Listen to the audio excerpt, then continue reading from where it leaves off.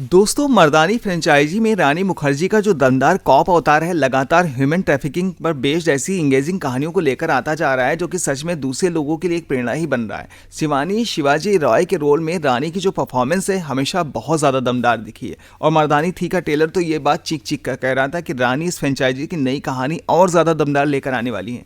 कम से come first half तो ये ही कह सकता है कि मर्दानी थी अपने प्रॉमिस पर खरी उतर गई है, जिसके बारे में आज हम बात करेंगे आपके अपने यूट्यूब चैनल पर।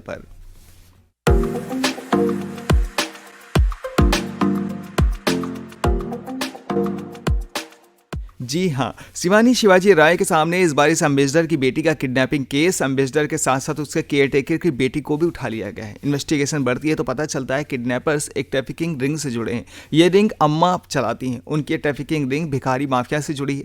मर्दानी फ्रेंचाइजी की जो परंपरा है थोड़ा आगे बढ़ती है और नई कहानी में अम्मा को ऐसे विलेन के रोल में उतार देती है जिसकी एंट्री से आपके रोंगटे खड़े हो जाएंगे। अम्मा भयानक, निर्मम, घिनौनी और सनकी महिला जो हाल फिलहाल बड़े पर्दे पर नजर आ रहे हैं सबसे खतरनाक विलेंस में मुझे एक लग रही है। अम्मा इतनी खतरनाक है, शिवानी के घर में घुस जाती है, किडनैपर्स के दोनों बच्चियों को अलग कर दिया है। एम्बेसडर की बेटी तक तो शिवानी पहुंचने वाली थी, लेकिन इसमें बड़े लोग इन्वॉल्व हैं। सरकारी मशीनरी भी पूरी मदद कर रही होती, लेकिन क्या एम्बेसडर के गरीब केयरटेकर की बेटी को खोजने पे ये मशीनरी अपने रिसोर्स खर्च करती है? केस बच्चियों को खोजने का है। अम्मा तो संयोग से इस मामले में आ फंसी। क्या अम्मा के काले कारनामों का भंडाफोड़ करने और उसे रोकने में मशीनरी आगे आएगी? फर्स्ट हाफ बहुत ज़्यादा दमदार, रानी फुल फॉर्म में, कहानी थोड़ी गंभीर, सुलझते हुए देखने के लिए आप तुरंत इन्वेस्ट हो जाते हैं। अब देखना यह है कि मर्दानी 3 का जो सेकंड हाफ है वो लेकर क्या आने वाला है। फर्स्ट हाफ में मर्दानी 3 ने सॉलिड बिल्डअप बना दिया है। इंटरवल के ठीक पहले आपको पता होता है कि अम्मा फिल्म की अकेली विलेन तो नहीं है। दूसरा विलेन आखिर है कौन, ये फिल्म ही देख कर जाने तो बेहतर होगा।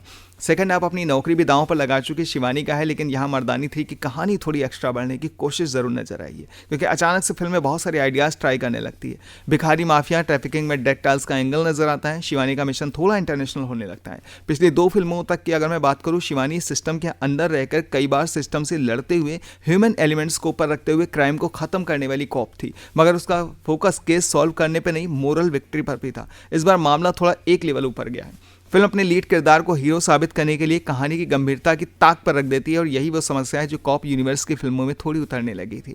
मर्दानी फ्रेंचाइजी में अभी तक ये प्रॉब्लम नहीं थी, मगर इस बार ये हुआ कि ऐसी चीज़ें मेकर्स ने उस एम्बिशन का भी नतीजा होती तो फ्रेंचाइजी को नेक्स्ट लेवल पर ले जाना चाहते थे। सेकंड हाफ में ये चीज़ें दर्शकों का थोड़ा ध्यान हटाती जरूर है। बीच बीच में फिल्म थोड़ी कंफ्यूज करेगी। अम्मा का शानदार विलन किरदार थोड़ा अंडर यूज्ड हो जाता है। सिर्फ शिवानी का हीरोइज्म ही फिल्म पर टिके रहने की खास वजह बनता है, और रानी मुखर्जी की परफॉर्मेंस आपको बांध के ही रखती है। तो आई होप की जानकारी अच्छी लगी होगी। कुल मिलाकर यूँ कहूँ कि मर्दानी 3 का जो दमदार सेटअप है, सॉलिड कहानी, मेन एक्टर्स की तगड़ी परफॉर्मेंस से सजी खूबसूरत फिल्म है। बस सेटअप का ओवर एम्बिशियस ट्रीटमेंट, जरूरत से ज़्यादा फिल्मीपन थोड़ा सा आपका ध्यान जरूर भटका सकता है। फिर भी रानी मुखर्जी के लिए मैं जरूर कहूँगा कि मर्दानी 3 जरूर देखिएगा, और अच्छी लगे तो हमारे कमेंट सेक्शन में जरूर बताइएगा। हमारी जानकारी के लिए अभी के लिए वीडियो को लाइक, शेयर, कमेंट करने के साथ हमारे यूट्यूब चैनल पर नए पधारे हैं तो ऐसी तमाम सारी बॉलीवुड और रियलिटी शोज़ की जानकारियों के लिए हमारे चैनल को सब्सक्राइब करना बिल्कुल न भूलिएगा।